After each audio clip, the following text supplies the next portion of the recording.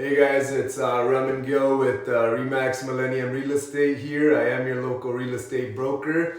What I got in my hands right here is an offer on one of my listings. I know I can't disclose certain details with you guys and I can't tell you guys too much, but whatever I can share with you, I'm going to do that here now. Okay, so I received this offer. This offer came from another agent. It's not an offer of my own. I want to make that clear and transparent. They're buyers. They're looking to purchase the property of my seller. They have offered a price which my seller and I have discussed. It's far too low and we are not going to accept. Okay, so let's make that clear. They have attached a deposit of $50,000 which they will obviously give as a deposit to show that they are serious. And that's going to be held in the trust account of my brokerage, which is Remax Millennium Real Estate. This offer is irrevocable until 11:59 p.m. tomorrow night. They are looking for a completion date next month. We are still discussing if that is or is not possible for us. Okay.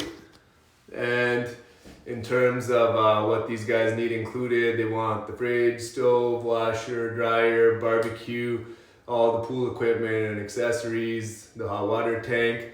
This is a resale transaction, so obviously the HST is included in the transaction. It's not going to be in addition to like when you purchase pre-construction real estate or new homes.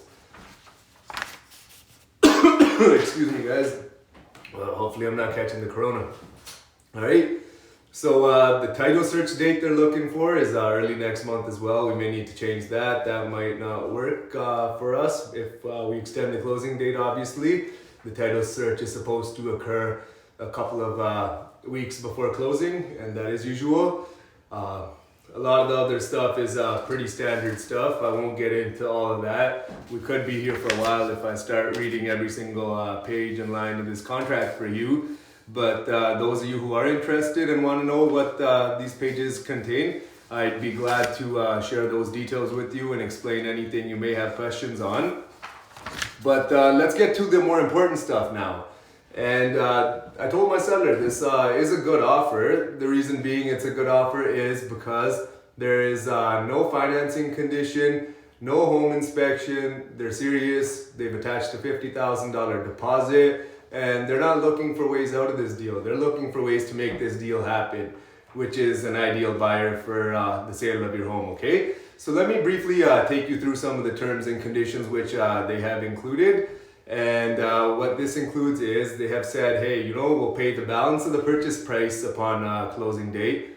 That's standard, makes sense. Obviously you're not gonna make a deal if somebody isn't willing to pay you the purchase price or the balance owing, okay? They have said that, hey, anything that is fixed to the building or to the home, drapes, window covers, mirrors, bathroom cabinets, light fixtures, anything with a screw or a nail that has been attached to the property has got to come with the property. Okay, we thought that was reasonable as well. They're not asking for too much.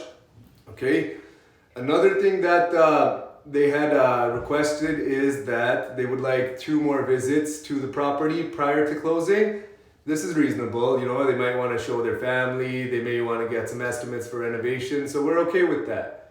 Alright, and the next thing that they're asking for is that all their chattels and fixtures will be included in the sale and in good working order on the completion of this transaction.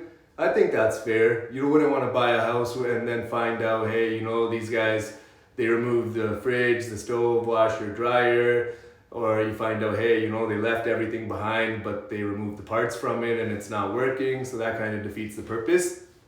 Okay, and what else I got the people looking for, or the potential buyers looking for here, is that they would like my seller to admit there is no known defects or any hidden defects in the property, such as urea, formaldehyde, foam insulation, asbestos, a buried fuel tank, termite infestations, things of that nature that might not be transparent but a seller might know about that may have occurred in the past.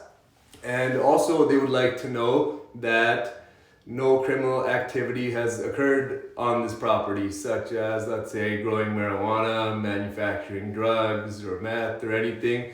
You know, they just want to make sure that the property is clean and free of any stigma. Okay. Another thing that they have requested is due to COVID, realtors were always doing electronic signatures in the last year, a couple years. Some agents have adapted, some they simply can't work a computer and don't know how to adapt. But now lawyers are doing electronic signatures as well. So all closing documents are gonna be signed electronically, which is reasonable. They're not looking for a way out, it's just something they're stating. Okay. Something that I saw that these guys had requested now is that the keys be put into a lockbox for closing day, just due to COVID, and that the passcode be provided to the sellers and the buyer's lawyers, and they could exchange that. And in the situation where there are no keys in the lockbox, they're asking my seller for a $400 deposit to be left with the lawyer.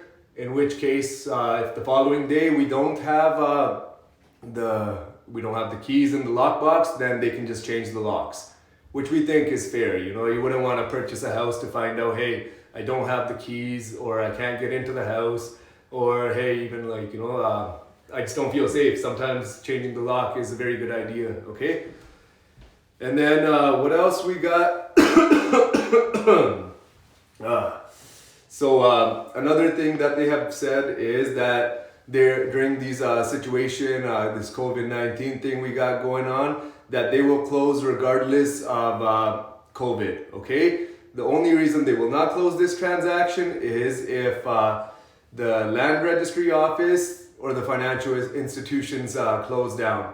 And in that situation, let's say banks close down and we can't get funding on closing day, they put that they would be willing to close this transaction on the 5th business day once things return to normal, okay? So they are looking for ways to make this deal happen and not ways to not make this deal happen like a lot of you buyers out there, okay? And finally, last but not least, they are asking that the pool be in good working order on completion date of this contract. And they want this warranty to survive and not merge on completion, meaning that they want this warranty to continue with the sale of the property afterwards. This might be a bit of a question mark for us because, you know, we can ensure it's on good working order on closing date, but hey, let's say after closing somebody tampers with it or it stops working, it's not fair to my seller that he or she will be held responsible for that. So that is something we are going to have to discuss if we want to include or not. So there you have it, okay? And then now here next we got the confirmation of cooperation, which outlines how we'll be paid, what percentage goes to listing brokerage, what percentage goes to the cooperating brokerage, and so forth, okay? I won't get into details about these documents today. We'll leave that for another day. But yeah, so if you guys are in the process right now, you're considering your next move, you're not sure how to do things during COVID-19 quarantine, call me. I am prepared. I'm here to help you. There's nothing I enjoy more than helping buyers and sellers find the property of their dreams or get top dollar for the sale of their house, okay? Give me a call today, 647-981-2013. I'm a real estate broker with experience and your best interest at heart. You won't find anyone else out there who can protect your interest like I can.